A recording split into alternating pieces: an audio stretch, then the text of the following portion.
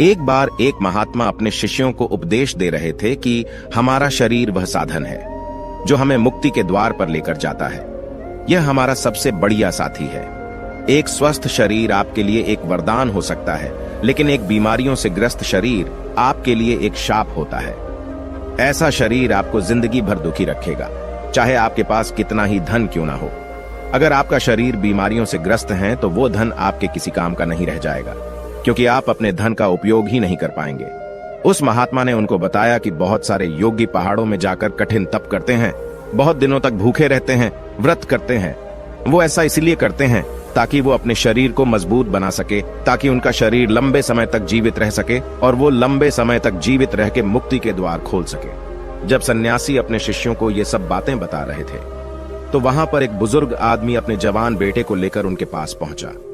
बुजुर्ग आदमी की आंखों में एक चमक थी, उसकी चाल में एक फुर्ती थी और उसके पूरे व्यक्तित्व से एक तेज निकल रहा था जो सबको अपनी ओर आकर्षित कर रहा था।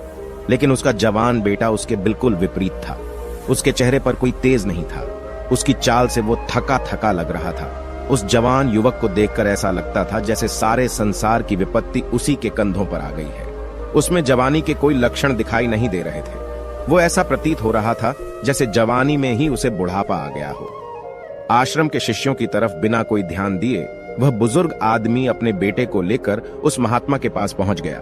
उन्होंने हाथ जोड़कर उस महात्मा से याचिका की कि आजकल के युवा बच्चों में कोई तेज नहीं बचा है, सब में बुढ़ापा पहले से ही आ गया है। लेकिन अगर मैं अपनी बात करूं तो आज बुढ़ापे में भी मुझे कोई बीमारी नहीं है। मैं बिल्कुल स्वस्थ हूं, लेकिन जब मैं अपने बेटे की तरफ देखता हूं तो मेरा दिल दुखी हो जाता है, क्योंकि ये अपने पिता से पहले ही बूढ़ा होने लग रहा है और एक पिता के लिए इससे ज्यादा दुख की बात क्या हो सकती है। उस बूढ़े व्यक्ति ने महात्मा से प्रार्थना की कि आप आयुर्वेद के झाता हैं, आप इतने बड़े सन्यासी हैं, आपके पास तो बहुत सारे तरीके होंगे जिससे मेरे बेटे की बुढ़ापे आने की बीमारी को खत्म किया जा सके। अगर आपके पास ऐसी कोई औषधि है तो आप उसे देने की कृपा करें, जिससे मैं चिंता मुक्त होकर अपना जीवन जी सकूं। उस महात्मा ने उस बुजुर्ग आदमी के युवा बेटे की ओर देखते हुए कहा कि औषधि तो बीमार आदमी को दी जाती है, लेकिन इस युवक को देखकर ऐसा लगता है कि इसे कोई बीमारी नहीं है, बल्कि इसके खान पान, इसके रहन सहन और इसके दिनचर्या में थोड़ा बदलाव करने से इसका पूरा जीवन बदल सकता है। असल में इंसान अगर बीमारी आने से पहले ही सतर्क हो जाए तो उसके पास बीमारी नहीं आएगी, लेकिन हम बाद में सतर्क होते हैं जब बीमारियां हमारे शरीर में प्रवेश कर चुकी होती हैं और उसके बाद औषधियों के इलाज के अलावा और कोई तरीका हमारे पास नहीं बचता।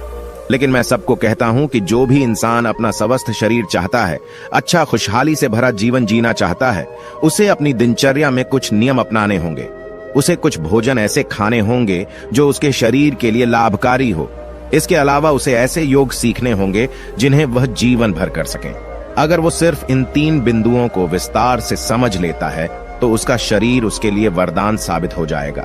उससे अपने शरीर की वजह से इस जीवन काल में कभी भी कोई कष्ट नहीं उठाना पड़ेगा। ये 3 बिंदु मैं तुम्हें विस्तार से समझाने की कोशिश करता हूँ। इन 3 बिंदुओं में सबसे पहले हमारा भोजन आता है। जिस प्रकार का भोजन हमारा शरीर ग्रहण करेगा, उसी प्रकार की वो ऊर्जा पैदा करेगा। अगर हम अपने शरीर में बासी खाना डालेंगे तो वो आलस्य से भरा रहेगा, वो हमेशा सुस्त रहेगा। लेकिन वहीं पर अगर हम उसमें ताजा खाना डालेंगे तो हमारा शरीर चुस्ती से भरा रहेगा, उसमें कोई आलस्य नहीं रहेगा।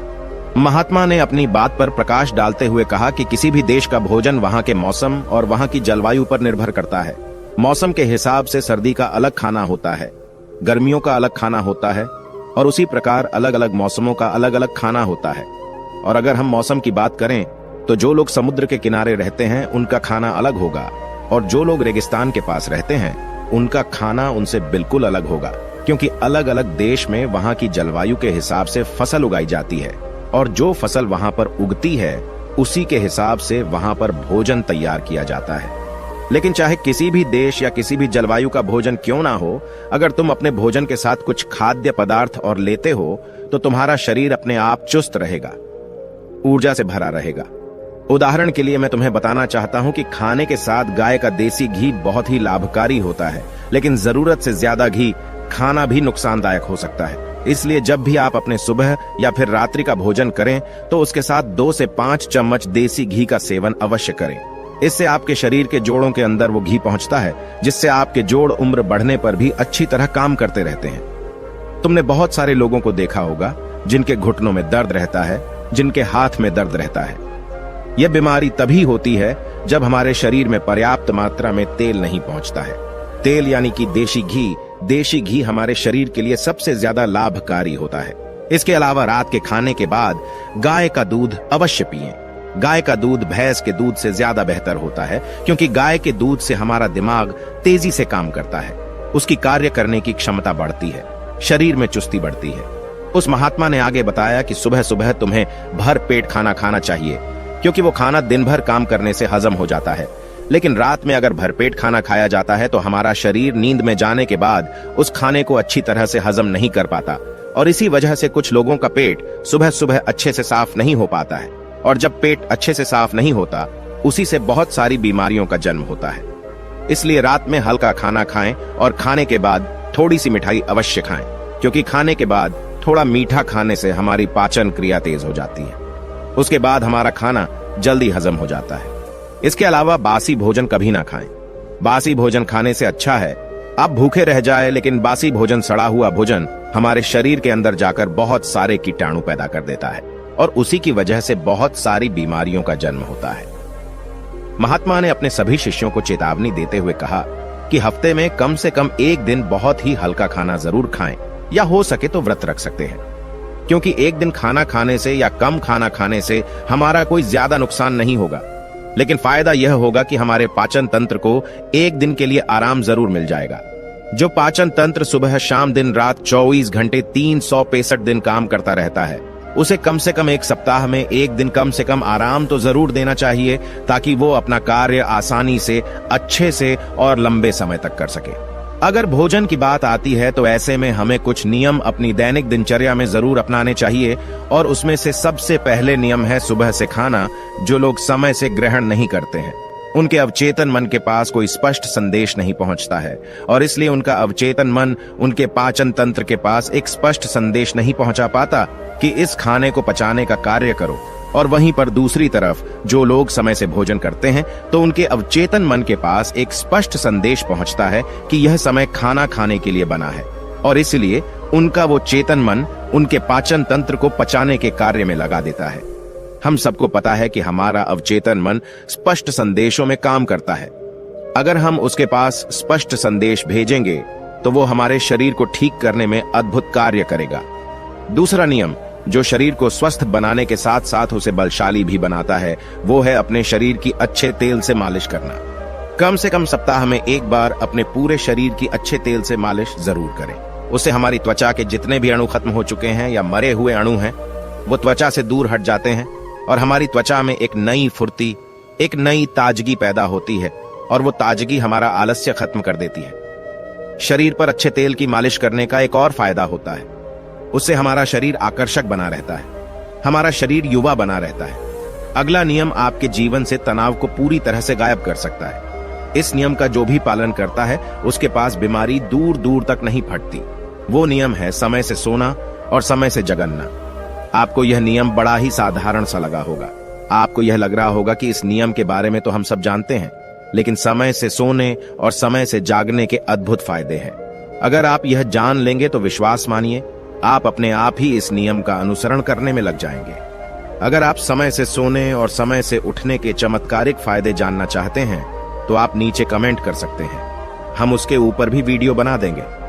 इसके बाद अगला नियम बताते हुए उस सन्यासी ने बुजुर्ग आदमी को सावधान करते हुए बताया कि अगर कोई आदमी अपने परिवार और अपने बच्चों के साथ समय व्यतीत नहीं करता है, तो वो तनाव से ग्रस्त हो जाता है।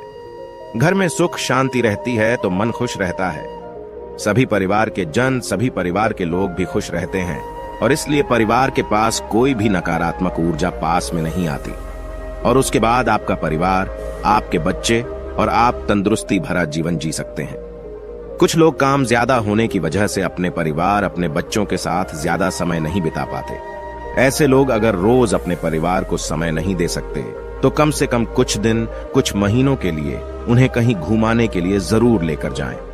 आप अपने परिवार के साथ जितना वक्त बिताएंगे, उतनी ही नजदीकियां आपके परिवार के साथ आपकी बनेगी, और उसके बाद आपके मन से तनाव गायब हो जाएंगे। इसके बाद महात्मा ने बताया कि ये तो तुम सब जानते हो कि व्यायाम करना हमारे शरीर के लिए कितना लाभकारी होता है।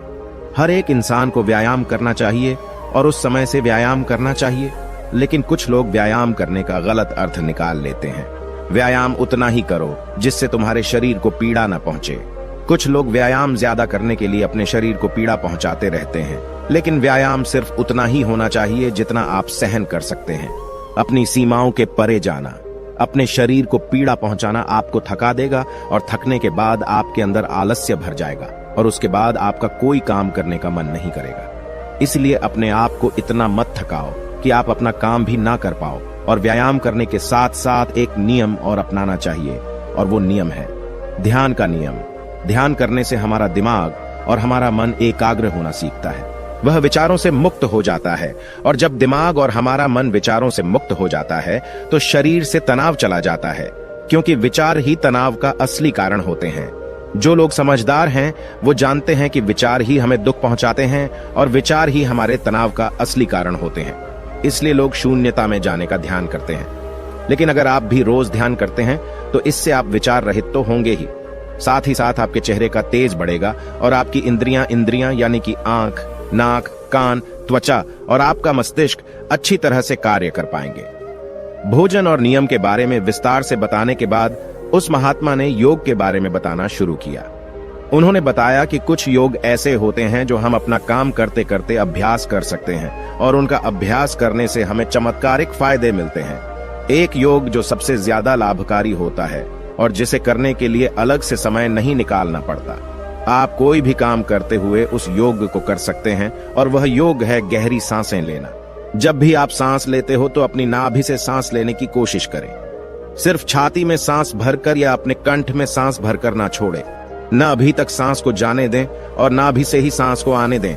उसके बाद आप अपनी सांसों के साथ एक संबंध स्थापित कर लेंगे। जीवन का रहस्य ही सांसों में छुपा हुआ है और जितनी गहरी आपकी सांसें होंगी उतना ही गहरा आपका ध्यान होगा। और ये योग हम कोई भी काम करते हुए कर सकते हैं। मान लीजिए कि तुम कोई भी काम कर रहे हो तो उसमें एक गहरी सांस लेने में तुम्हें कोई भी अड़चन नहीं होनी चाहिए। उसके बाद अगला योग समझाते हुए सन्यासी ने बताया कि जब भी तुम सोने के लिए जाते हो तो हमेशा याद रखना कि तुम योग निद्रा में जाकर नींद ले सको, क्योंकि योग निद्रा की नींद अगली सुबह तुम्हारे लिए ताजगी भरी लेकर आएगी। आखिरी योग बताते हुए महात्मा ने बताया कि एक योग जिसके लिए तुम्हें अपना थोड़ा सा समय देना होगा, लेकिन थोड़े से समय के बदले उसके फायदे बहुत लंबे होंगे, वो योग है अपनी इंद्रियों के लिए योग। तुम्हारी इंद्रियां जो होती है वो जिंदगी भर तुम्हारा साथ निभाती है। तुम्हारी आंखें देखने का काम करती है, तुम्हारे कान सुनने का काम करते हैं। उसी प्रकार हर एक इंद्रिय अपना कार्य अलग अलग भिन्न भिन्न रूप में करती रहती है। लेकिन समय के साथ साथ जैसे जैसे इंसान की उम्र बढ़ती है इंद्रियों की शक्ति कम होने लग जाती है। इसलिए इंसान को ऐसे योग करते रहना चाहिए जिससे उनकी इंद्रियां कभी भी कमजोर ना पड़े। उदाहरण के लिए आंखों की शक्ति बढ़ाने के लिए ध्यान का प्रयोग किया जा सकता है और कानों की शक्ति बढ़ाने के लिए कानों से सुनने का अभ्यास किया जा सकता है। सिर्फ हमें अपनी अलग अलग इंद्रियों पर अलग अलग समय पर अपना ध्यान केंद्रित करना है। जैसे कि हम खाली बैठे हुए सिर्फ सुनने पर ध्यान लगा रहे हैं, हमारे कानों में हर प्रकार की ध्वनि प्रवेश कर रही है, हमारा पूरा ध्यान सिर्फ सुनने पर लगा हुआ है। इस ध्यान को सिर्फ कुछ पलों तक करने के बाद आपको खुद ही महसूस हो जाएगा कि वो इंद्रिय आपकी अच्छी तरह से काम कर रही है। इसलिए यह भोजन नियम और आखिर में ये योग आपके जीवन को बदल सकते हैं। बुढ़ापे तक आपके पास कोई बीमारी नहीं आएगी। इसके बाद उस महात्मा ने सभी को वहां से जाने का इशारा किया और फिर खुद आयुर्वेद की औषधियां बनाने में लीन हो गए।